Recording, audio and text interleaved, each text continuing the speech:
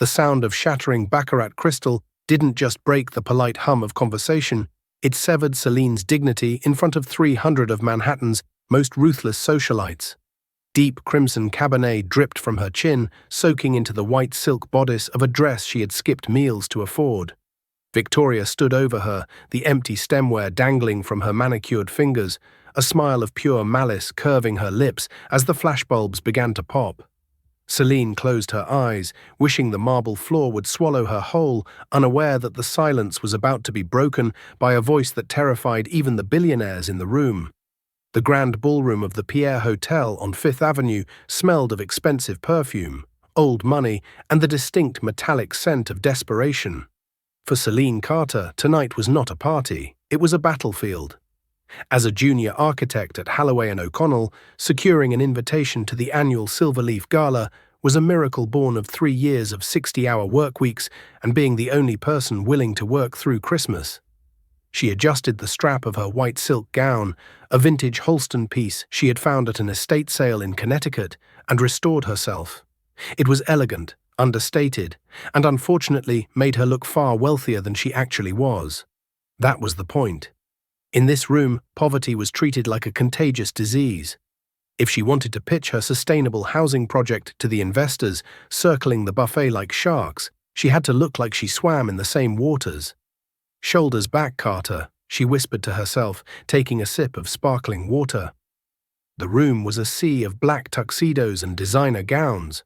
Waiters moved like ghosts, carrying trays of foie gras and caviar blinis. Celine scanned the room, looking for Arthur Pendleton, a real estate mogul known for funding green initiatives. Instead, her eyes locked onto a figure standing near the ice sculpture. Victoria St. James holding court. Victoria was the kind of woman who made the air feel thinner just by walking into a room. Wearing a custom scarlet Givenchy gown that likely cost more than Celine's student loans, she was laughing loudly at a joke made by a senator. Victoria wasn't just rich, she was St. James rich. Old railroads, steel mills, and a family name etched into the foundations of the city libraries. Celine turned away, hoping to blend into the drapes. She and Victoria had history, a brief and brutal overlap during a summer internship where Celine had been the scholarship student and Victoria had been the boss's niece who treated the interns like furniture. "Well, well, if it isn't the office mouse." The voice was smooth, like velvet wrapped around a razor blade. Celine froze. She slowly turned to find Victoria standing mere inches away, her entourage of socialites forming a semicircle behind her. "Hello, Victoria," Celine said, keeping her voice steady. "You look lovely tonight."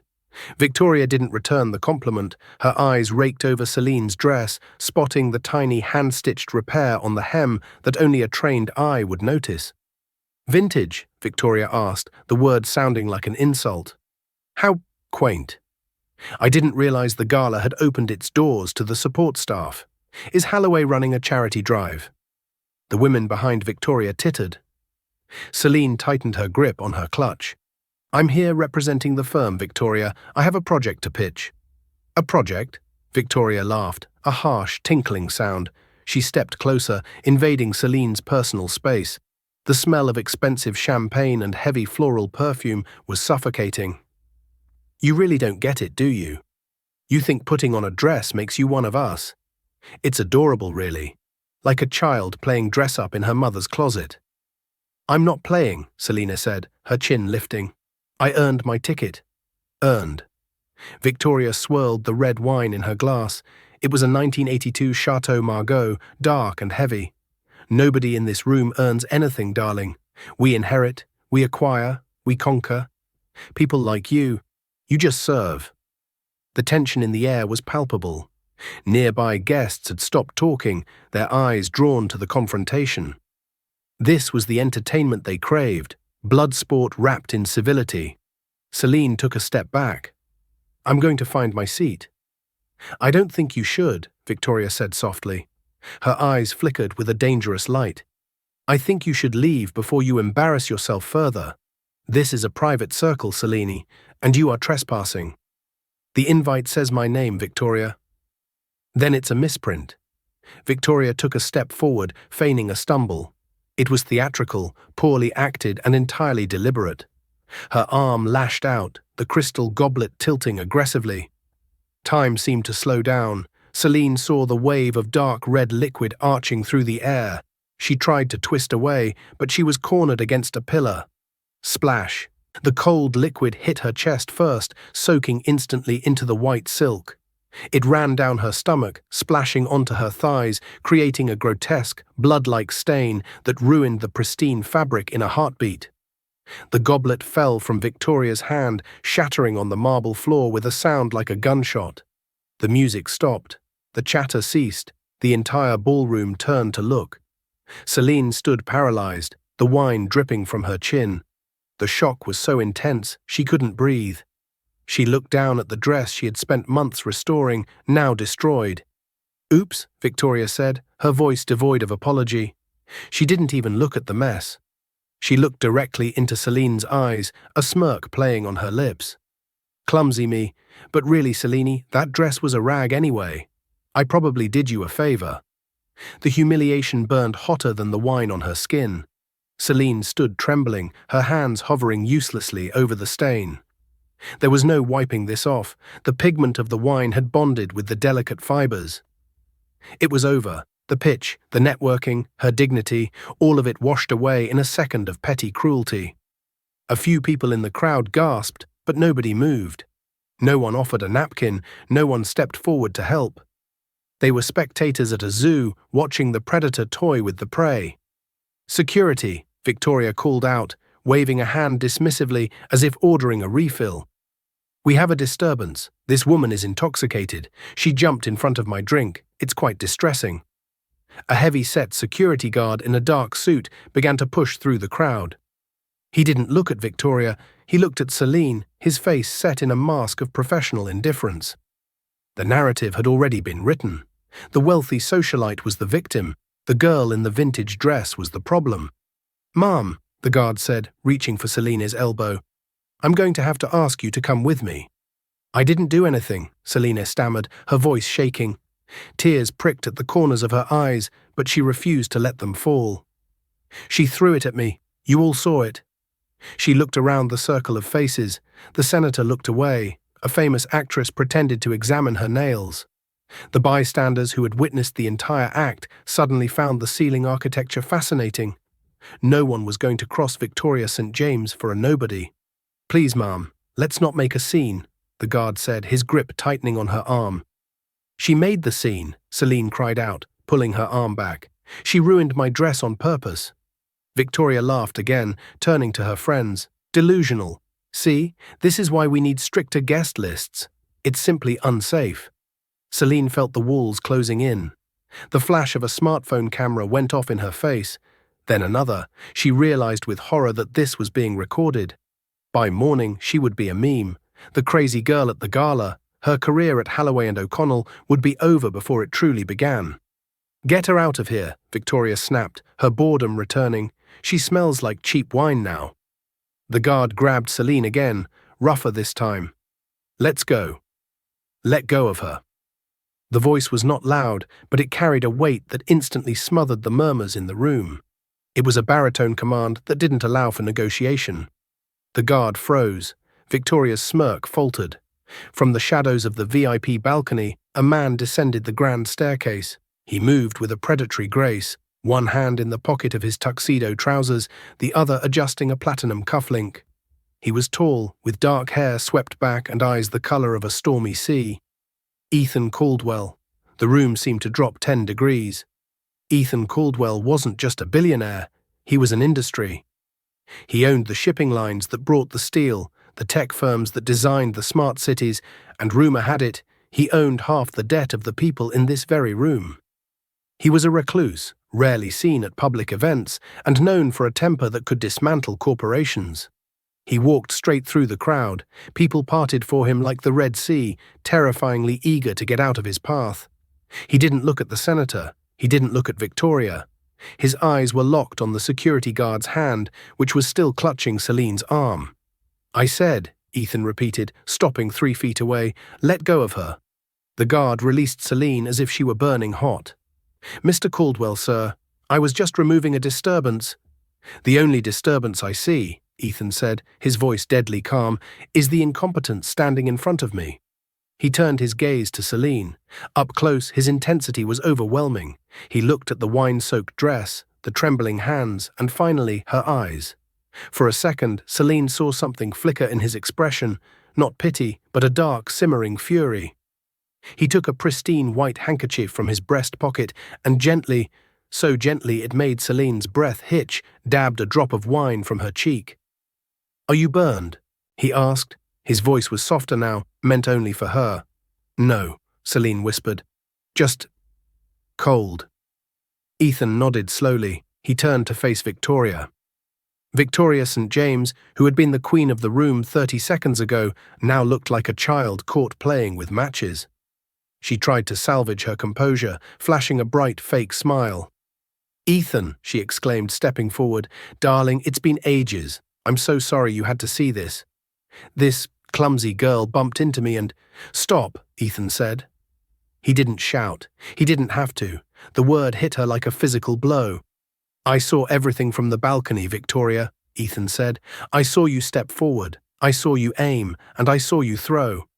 The crowd gasped. The truth from Ethan Caldwell was not an accusation. It was a verdict. "Ethan, you can't be serious," Victoria chuckled nervously. "It was just a little accident. Besides, look at her. She doesn't belong here. I was just—" "She is my guest," Ethan lied smoothly, his voice ringing through the hall. Celine's head snapped up. She had never met this man in her life. "And," Ethan continued, taking a step toward Victoria, causing the socialite to shrink back, "you just assaulted her."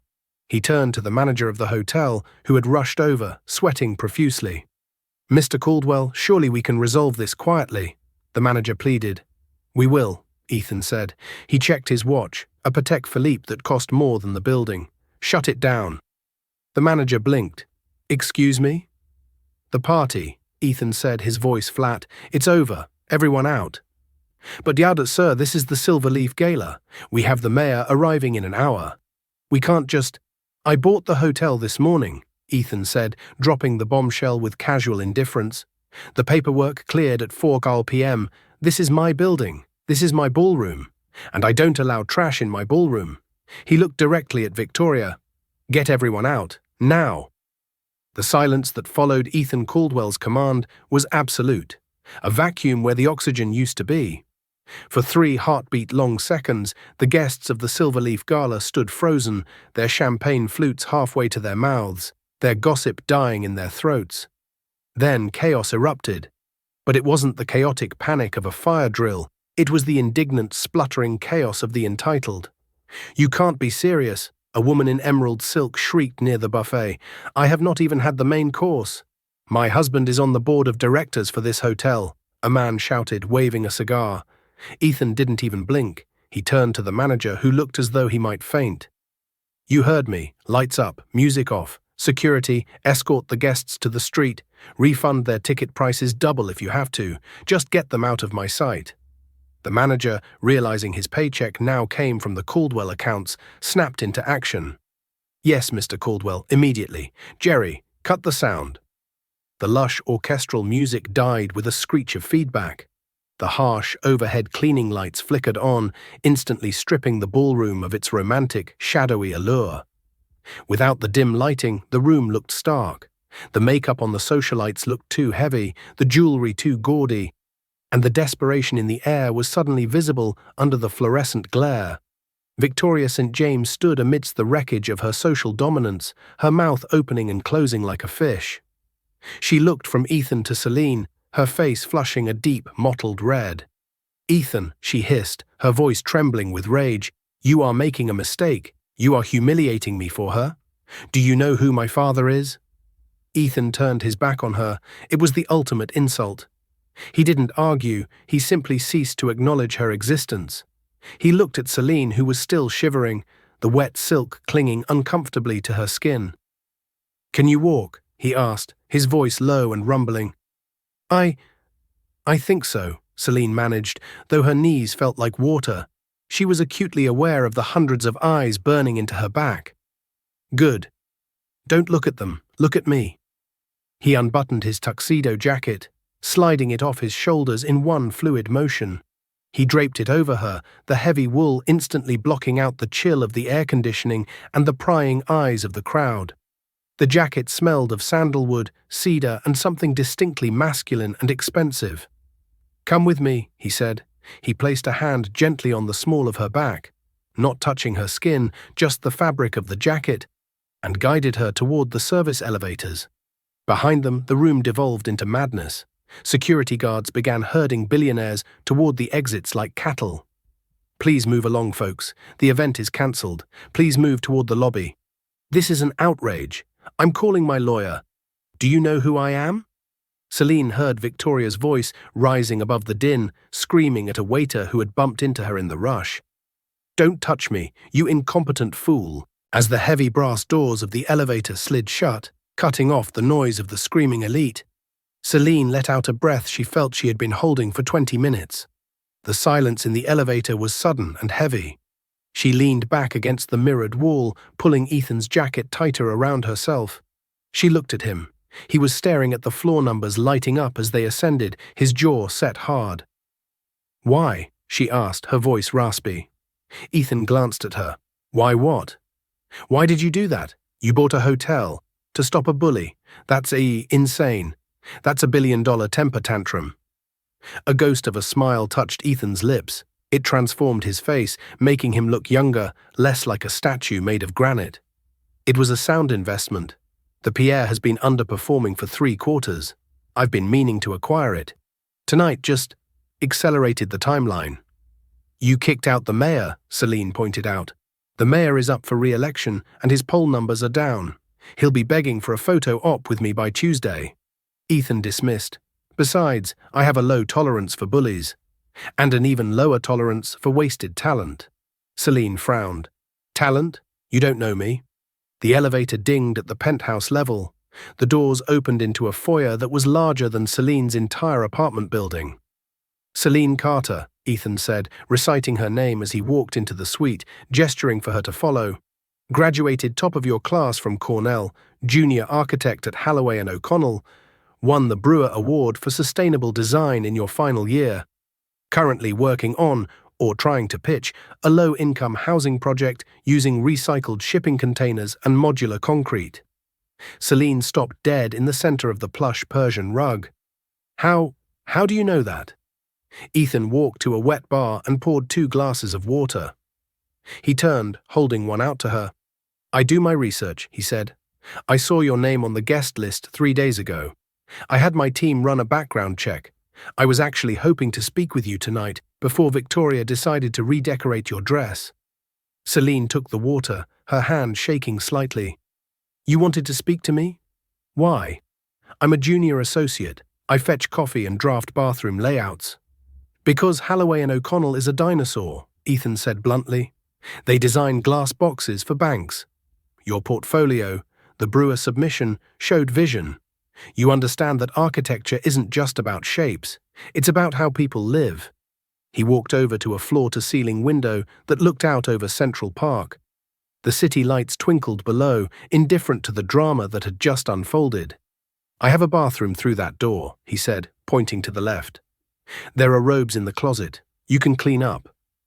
I'll have my driver take you home whenever you're ready, or if you prefer, I can have a car take you to a shop to replace the dress." Celine looked down at the ruined Holston. The wine had dried into a sticky, dark purple map of her humiliation. "Home," she whispered. "I just want to go home." Ethan nodded. "Go. Wash your face. The world looks different when you aren't wearing someone else's mistake." As Celine walked into the bathroom, which was lined with Italian marble and gold fixtures, she caught her reflection in the mirror. Her mascara was smeared, her hair was coming undone, and she looked like a survivor of a shipwreck. She turned the faucet on, splashing cold water on her face. She scrubbed at the wine stain on her neck until her skin turned red. "He knows my work," she thought. "Ethan Caldwell knows my work." But as she dried her face with a towel thicker than her winter duvet, a cold dread settled in her stomach. Victoria St. James was not the kind of woman who forgave and forgot. She was the kind who salted the earth, Celine had survived the party, but she had a sinking feeling the war had just begun. The next morning, Celine woke up to the sound of her phone vibrating itself off the nightstand. It hit the floor with a clatter. She groaned, pulling the pillow over her head. For a brief, blissful second, she forgot. Then the memory of the red wine, the shattering glass, and Ethan Caldwell's eyes came rushing back like a physical blow. She reached down and fumbled for the phone. 7:15 a.m. There were 42 missed calls, 30 from unknown numbers, 5 from her mother in Ohio, and 7 from Garrick Halloway, the senior partner at her firm. Her stomach dropped. She opened her messaging app. It was worse. Her best friend, Jenna, had sent a link with the caption, "Oh my God, Celine, you are trending." With trembling fingers, Celine clicked the link. It was a video on a gossip site titled "Billionaire Bad Boy Shuts Down Gala for Mystery Girl." The video had 3.5 million views. It was shaky footage, clearly taken by a guest's phone, but the audio was crisp. It showed Victoria throwing the wine. It showed the sneer. And then it showed Ethan. "I bought the hotel this morning." The internet comments were a mix of adoration for Ethan and vicious speculation about Celine. Who is she? Is she his secret GF? Look at that dress. Raggedy Ann vibes. Victoria St. James got owned. Finally. That girl is fired. You don't mess with the St. James family. Celine threw the phone onto the bed. "I'm fired," she said to the empty room. "I am so fired." She dragged herself out of bed. She had to go in. If she didn't show up, it was an admission of guilt. She put on her most professional charcoal suit, pulled her hair back into a severe bun, and applied extra concealer to hide the dark circles under her eyes. The subway ride was torture. She felt like everyone was looking at her, even though they were glued to their own screens. When she walked into the lobby of the Halloway and O'Connell building, the receptionist, a woman who usually ignored her, stopped typing and stared, her mouth slightly open. Celine kept her head high and marched to the elevator. When she reached the 40th floor, the office was eerily quiet. Usually, the drafting room was buzzing with chatter and the sound of plotters printing blueprints. Today, heads snapped up as she walked down the aisle. Whispers trailed her like smoke. "That's her. Did you see the video? St. James is going to sue the firm." Celine made it to her cubicle, but before she could even set her bag down, the intercom buzzed. "Carter, my office. Now." Garrick Halloway's voice sounded like gravel in a blender. Celine took a deep breath, grabbed a notepad, and walked to the corner office. The glass walls offered no privacy. Everyone could see the execution about to happen. She opened the door. Garrick Halloway was sitting behind his mahogany desk, his face a mask of stress. He was a man who valued stability and old connections above all else. And sitting across from him, looking perfectly at ease in a navy pinstripe suit, was a lawyer Celine recognized from the news. Arthur Pennyworth, the St. James family attorney. "Sit down, Miss Carter," Garrick barked. Celine sat. She refused to look at Pennyworth. "Do you have any idea," Garrick began, his voice rising, "the absolute circus you have caused?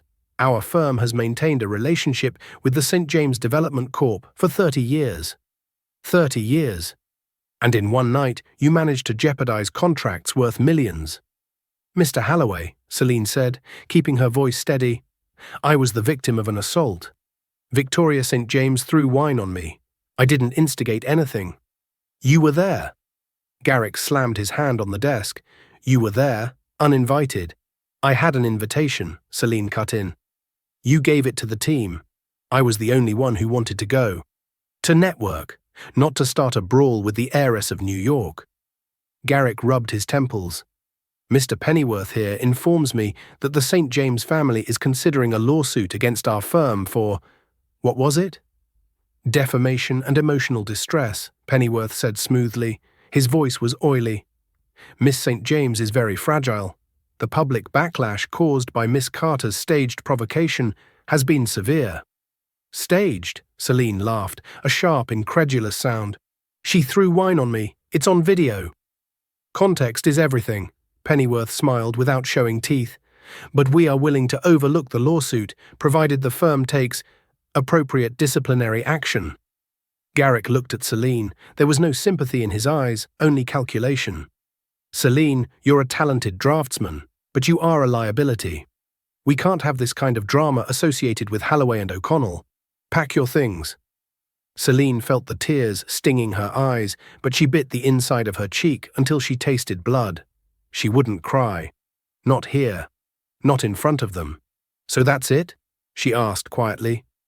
3 years of work, the Brewer Award, the late nights, gone because a socialite threw a tantrum. "Business is business," Garrick said, looking away. "Actually," a deep voice came from the doorway, "I'd argue that's bad business, Garrick." Celine spun around, leaning against the doorframe, looking as if he owned the building, which for all Celine knew he might have bought 5 minutes ago, was Ethan Caldwell. He wasn't wearing a tuxedo today. He wore a charcoal suit that was cut so sharply it could kill. He walked into the room, ignoring Pennyworth and Garrick, and stood next to Celine's chair. "Mr. Caldwell," Garrick stood up so fast his chair knocked over. We weren't expecting you. My secretary didn't." "I don't make appointments," Ethan said. He looked at Pennyworth. "Arthur, still chasing ambulances for the St. James family, I see." "Mr. Caldwell," Pennyworth nodded stiffly, "this is a private personnel matter." "It involves my guest," Ethan said. "So it involves me." Ethan turned his gaze to Garrick. "I heard you firing Miss Carter. I assume that means she is currently a free agent." "Well, technically, the paperwork hasn't been signed, but—" Garrick stammered. "Excellent," Ethan interrupted. "Because if she's no longer employed by this firm, then there is no conflict of interest when I hire her." The room went silent. Celine looked up at Ethan, her eyes wide. "Hire me," she whispered. Ethan looked down at her, his expression unreadable, but his eyes intense. "I'm breaking ground on the Skyline Spire next month. 80 stories. Mixed use. Sustainable focus. I fired the lead architect this morning because his vision was lacking. I need someone who understands that a building needs a soul." He pulled a folded document from his inside pocket and dropped it on Garrick's desk. "I'm also pulling the Skyline contract from Holloway and O'Connell," Ethan added casually. "Effective immediately." Garrick went pale. "Ethan, please, that contract is 40% of our projected revenue for the year." "Business is business," Ethan repeated Garrick's words with cold precision. "You chose the St. James family. You backed the wrong horse." He turned to Celine and extended a hand. "Come with me, Celine. I have a car waiting. We have a site to visit." Celine looked at Garrick's horrified face. She looked at the smug lawyer who had suddenly lost his smirk. And then she looked at Ethan's hand. It was large, steady, and offered an escape from a world that had never wanted her anyway. She stood up. She didn't look back at Garrick. She placed her hand in Ethan's. "I'm ready," she said. Ethan's fingers closed around hers, warm and solid. "Let's go." As they walked out of the office, leaving a stunned silence in their wake, Celine felt a thrill of adrenaline that had nothing to do with fear. She had just walked out of her old life. But as they stepped into the elevator, Ethan dropped her hand and looked at her, his expression serious. "Don't celebrate yet, Celine," he warned, his voice low. "I just declared war on the St. James family, and I put you on the front line. The Skyline Spire isn't just a building. It's being built on land Victoria's father claims was stolen from him 50 years ago. They won't just come for me now. They'll come for you twice as hard." Celine straightened her blazer. The memory of the wine was fading, replaced by the steel in her spine that had gotten her through architecture school on instant noodles and grit. "Let them come," Celine said. "I have a helmet." Ethan looked at her, and for the second time he smiled. "I think you and I are going to get along just fine, Miss Carter."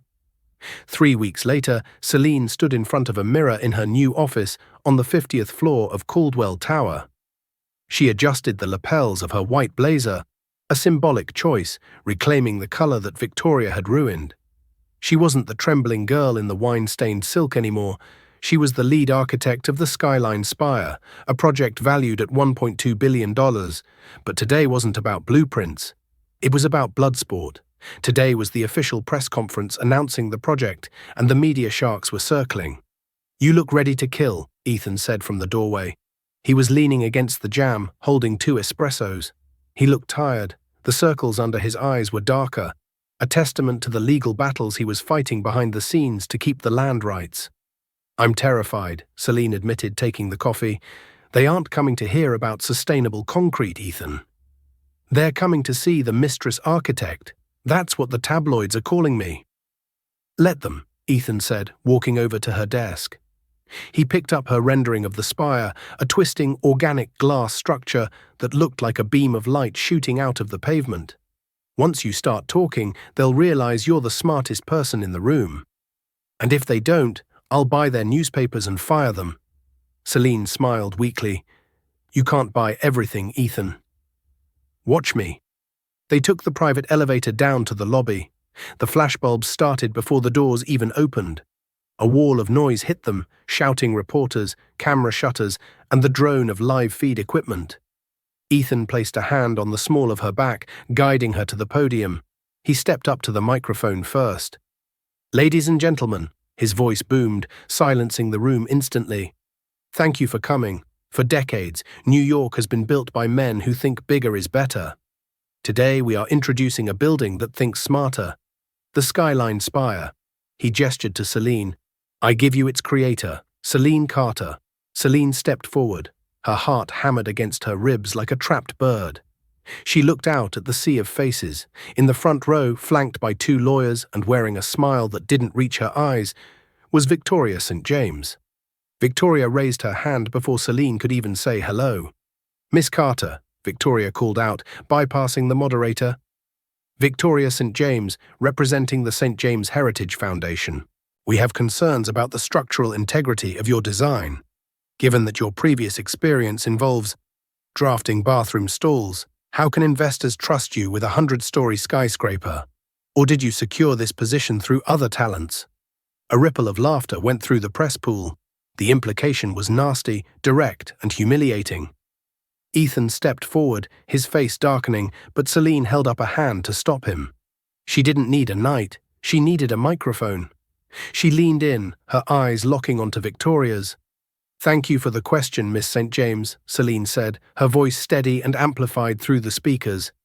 It's a valid concern. However, if you had read the prospectus, you would know that the Skyline Spire utilizes a diagrid structural system, which uses 20% less steel than a traditional frame, like the ones your family uses. This not only reduces the carbon footprint, but increases wind resistance by 40%. She stepped out from behind the podium, walking to the edge of the stage. As for my experience, Celine continued, architecture is math, physics, and art. It doesn't care about your last name or your bank account. It only cares if the building stands. And unlike the St. James Tower on 4th Street, which has had 3 scaffolding collapses in the last 5 years due to cut corners, my building will stand. The room went dead silent. The reporters turned to look at Victoria.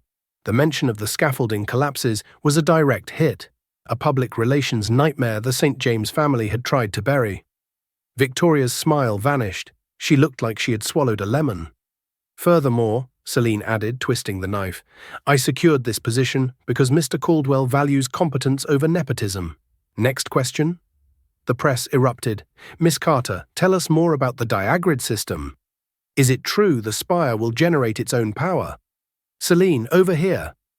Victoria St. James stood up, her face a mask of fury, and stormed out of the room, her lawyers trailing behind her like frightened puppies.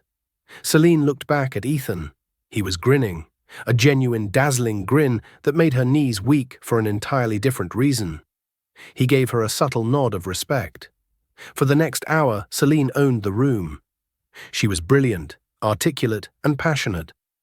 By the time the conference ended, the headline had changed from Billionaire's mistress to the new queen of the skyline. But as they walked backstage, the high evaporated instantly. Ethan's head of security, a man named Roger, was waiting for them. He held a tablet, his face grim.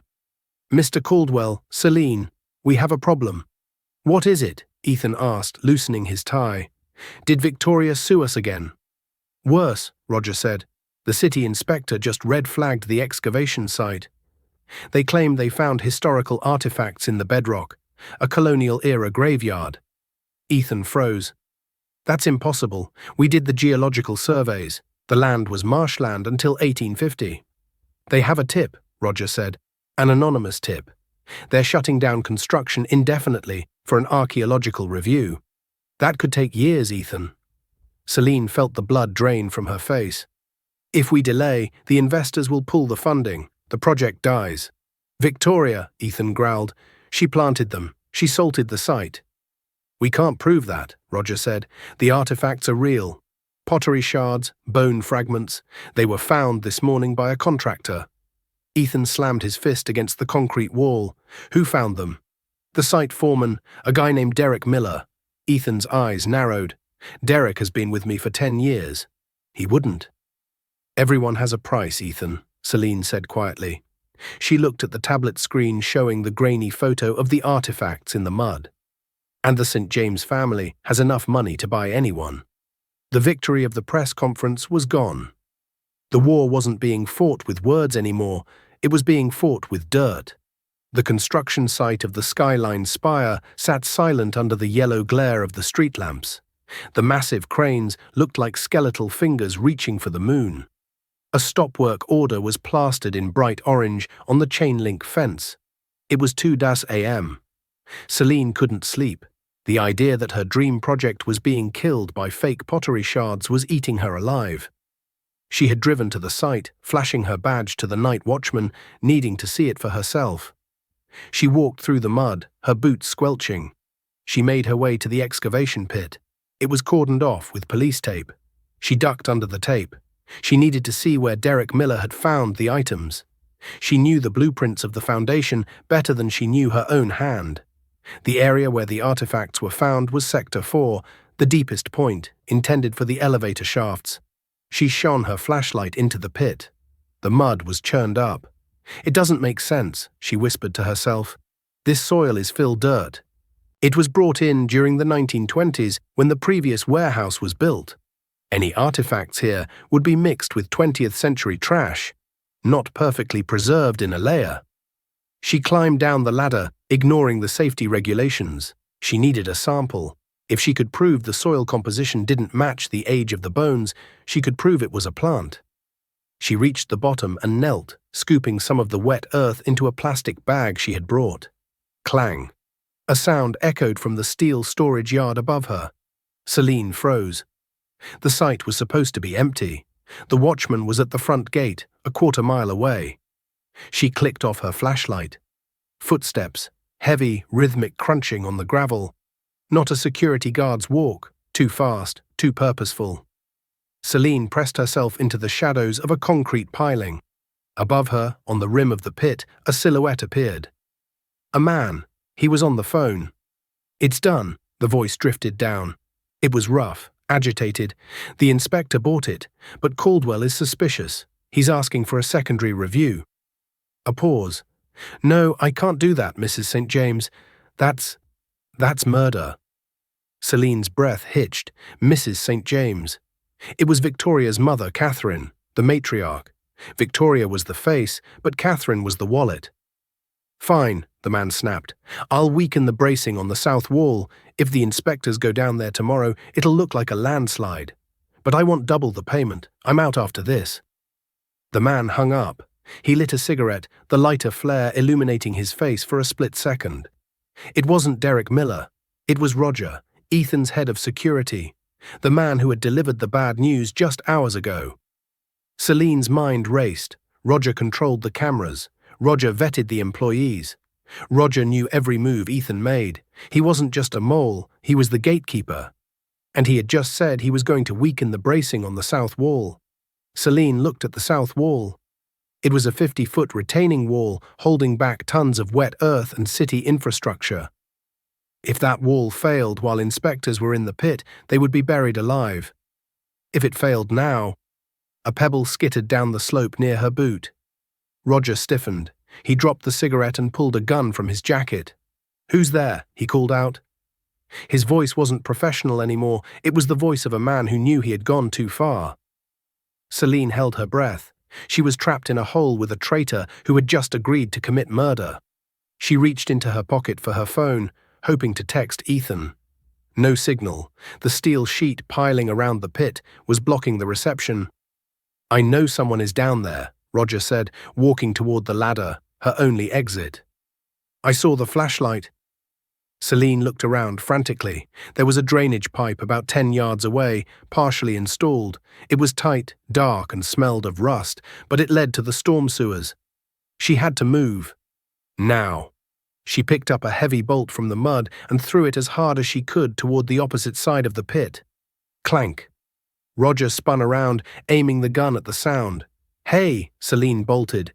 She scrambled over the rebar and dove into the drainage pipe just as a gunshot cracked through the air. The bullet pinged off the concrete inches from her foot. She crawled, the rough metal scraping her knees and elbows. She could hear Roger cursing, his footsteps heavy as he jumped down the ladder. You can't hide, sweetheart, Roger yelled, his voice echoing in the pipe. Nobody knows you're here. A tragic accident. Architect slips in the mud. So sad. Celine crawled faster, tears of panic mixing with the dirt on her face. The pipe was angling downward. She could hear rushing water ahead. The city sewer main. She reached the end of the pipe. It dropped off into a dark, rushing river of sludge. There was a maintenance ladder on the wall, but it was 5 feet away across a gap. Behind her, the light from Roger's flashlight cut through the darkness of the pipe. He was coming. Celine. Roger's voice was mocking now. I know it's you. I saw your car. Come on out. Let's make a deal. Selena looked at the ladder, then at the black water. She didn't trust her jump, but she trusted Roger even less. She braced her feet against the pipe, took a breath, and leaped. Her fingers caught the rusty rung of the ladder. Her body slammed into the wet brick wall, knocking the wind out of her. She scrambled for a foothold, her boots slipping on the slime. Damn it! Roger yelled from the pipe opening. He fired again. The bullet sparked against the metal rung just above her hand. Celine screamed and climbed, adrenaline powering her muscles. She pushed up a heavy manhole cover and spilled out onto the asphalt of a back alley, gasping for air. She was covered in mud, bleeding from her elbows and shaking violently. But she was alive. She grabbed her phone. 1 bar of service. She didn't call the police. The St. James family owned half the precinct. She called the only person who could end this. Ethan, she sobbed when he answered on the first ring. Celine, where are you? I've been calling you for 2 hours. It's Roger, she choked out. Roger is the mole. He's at the site. He's trying to collapse the south wall. He tried to kill me. There was a silence on the other end, so cold it felt like the line had frozen. Stay exactly where you are, Ethan said. His voice was terrifyingly calm. I'm 2 minutes away. And Celine? Yes? I'm going to burn their entire world down for this. Ethan's car screeched into the alleyway less than 90 seconds after the call ended. It was a matte black armored SUV that looked more like a tank than a luxury vehicle. Before the wheels had even stopped rolling, Ethan was out of the driver's seat. He didn't run, he stormed. When he saw Celine slumped against the brick wall, covered in sewer sludge, shaking violently from adrenaline and cold, the look on his face shifted from worry to a terrifying, dead-eyed calm. Celine. He was on his knees in the grime instantly, ignoring his suit. He wrapped his arms around her, pulling her against his chest. I've got you. You're safe. Roger, she chattered, her teeth clicking together. He has a gun. My team is already at the site, Ethan said, his voice vibrating against her ear. They secured the perimeter while I was driving. Roger isn't going anywhere. As if on cue, a phone buzzed in Ethan's pocket. He answered it on speaker, keeping one arm tight around Celine. Report, Ethan said. We have him, sir, a crisp voice replied. Subject was attempting to leave via the north gate. He is subdued. We found the firearm and the cash payment in his vehicle. He's eager to talk, sir. He's asking for a deal. Don't give him one, Ethan said, his voice like ice. Hand him over to the police commissioner. I'm calling him personally. Tell the commissioner I have the witness and I want the St. James arrest warrants ready within the hour. He hung up and looked at Celine. He brushed a streak of mud from her cheek, his thumb lingering on her skin. I'm taking you to the hospital, he said gently. No, Celine said, gripping his lapel. The fear was fading, replaced by a cold, hard anger that matched his own. I don't want a doctor. I want to see them fall. I want to be there, Ethan. I earned it. Ethan looked at her for a long moment. He saw the fire in her eyes, the same fire that had made her stand up to Victoria at the press conference. He nodded once. "Then let's go get clean," he said. "We have a breakfast appointment." The St. James Estate in the Hamptons was a sprawling monument to excess. White pillars, manicured gardens, and a driveway filled with imported cars. It was 8 a.m. on a Sunday. Catherine and Victoria St. James were seated on the terrace, enjoying a breakfast of poached eggs and mimosas. "I haven't heard from Roger," Victoria said, tapping her nails nervously against her crystal flute. "Do you think he did it?" Catherine, an older, sharper version of her daughter, didn't look up from her newspaper. "Relax, darling. If he hadn't done it, we would have heard. Silence is good. By Monday, the inspectors will find the collapse. The project will be buried in litigation, and Ethan will be forced to sell the land rights back to us for pennies." "I just hate that girl," Victoria sneered, "thinking she can walk into our world." "She's a gnat, Victoria. You don't argue with gnats, you swat them." The sound of engines roaring up the driveway made them both look up. It wasn't a guest. It was a convoy. 3 NYPD cruisers, lights flashing silently, followed by Ethan's black SUV. "What on earth?" Catherine stood up, dropping her napkin. "This is private property." The cars screeched to a halt at the foot of the terrace stairs. Uniformed officers spilled out, hands on their holsters. But the St. James women watched in horror as the back door of the SUV opened. Ethan stepped out, looking immaculate in a fresh suit. He turned and offered a hand to the person inside. Celine Carter emerged. She was wearing clean clothes, one of Ethan's cashmere sweaters and jeans, but she hadn't washed the determination off her face. She looked at Victoria and didn't blink. "Ethan!" Victoria shrieked, her voice cracking. "How dare you bring the police here? I'll sue you for harassment." Ethan ignored her. He walked up the stairs, followed closely by the police commissioner himself. "Catherine St. James," the commissioner said, his face grim. "Victoria St. James, you are both under arrest." "Arrest?" Catherine laughed, a high, brittle sound. "On what grounds?" "This is ridiculous. I'll have your badge." "Conspiracy to commit murder," Ethan said. His voice carried across the lawn, silencing the birds. "Attempted murder, bribery, sabotage, and racketeering." "You have no proof," Victoria yelled, backing away. "We have Roger," Selene said. Her voice was quiet, but it hit Victoria like a slap. "He didn't want to go to prison for life, Victoria. He gave them the recordings, the phone calls, the bank transfers, everything." Victoria's face went white. She looked at her mother.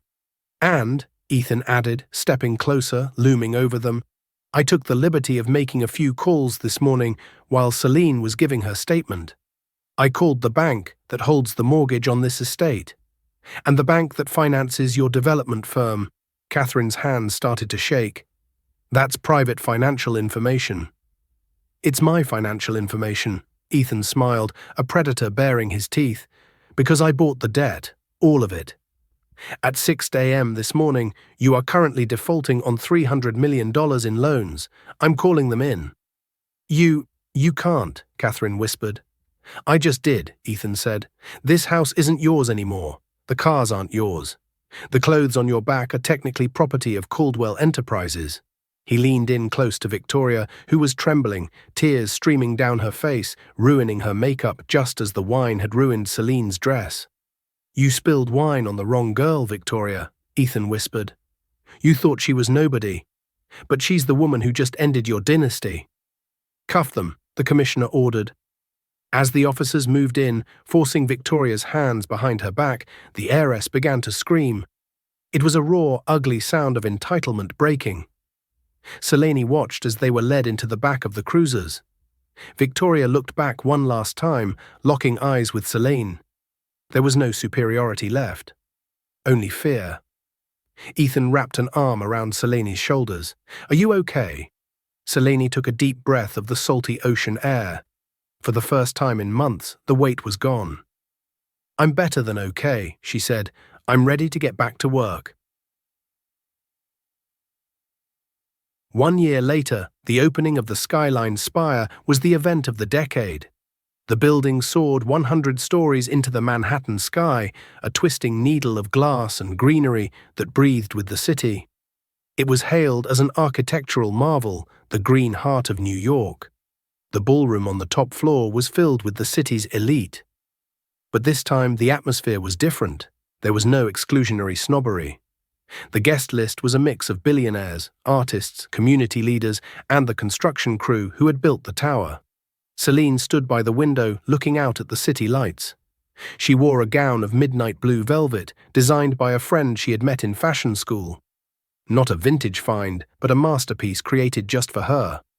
Enjoying the view, Ethan appeared beside her, handing her a glass of sparkling cider. He looked older, a little grayer at the temples, but happier.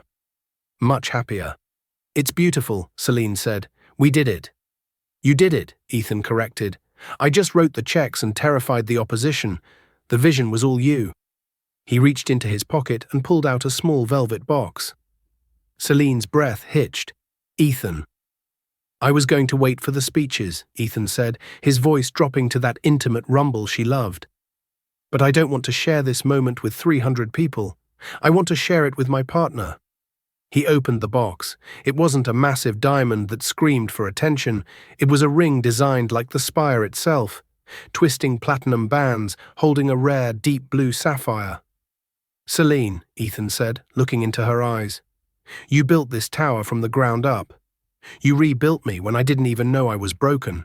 I don't want to build anything else without you." Celine looked at the ring, then at the man who had burned down the world to save her.